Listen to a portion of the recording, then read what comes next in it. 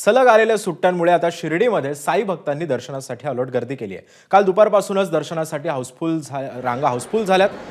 दर्शनासाठी तब्बल 4 ते 5 तासांचा कालावधी लागतोय। त्यातच आता व्हीआयपी दर्शनांमुळे आता सर्वसामान्यांच्या दर्शनाला अधिक वेळ लागत असल्यानं साई भक्तांनी नाराजी देखील व्यक्त केली आहे। त्यांच्याशी संवाद साधलाय आमचे प्रतिनिधी नितीन ओझा यांनी।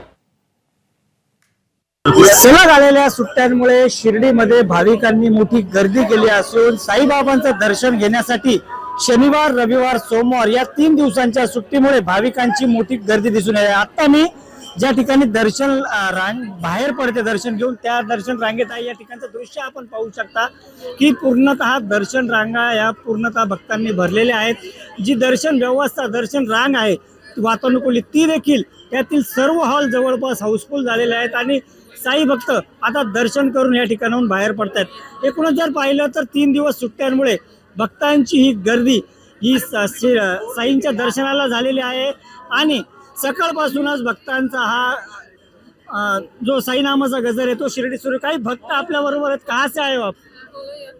हम जम्मू कश्मीर से आए। कैसा हुआ दर्शन? दर्शन अच्छे हुए। कितना टाइम लगा दर्शन लेने को? दर्शन में तो बहुत टाइम लगा, 5 घंटे। लेकिन इतना टाइम लगना नहीं चाहिए।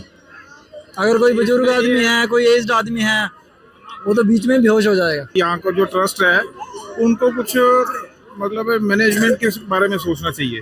वाढलेल्या गर्दीमुळे साई भक्तांना देखील मनस्ताप होताना दिसतोय। कमीत कमी दर्शनासाठी 4 ते 5 तास लागतात आणि त्यातच अनेक व्हीआयपी दर्शन देखील असतं।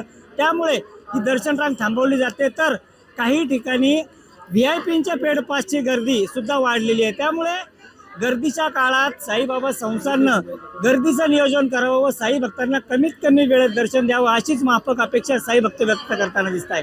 नितीन ओझा, एबीपी माझा, शिर्डी। एबीपी माझा, उघडा डोळे बघा नीट।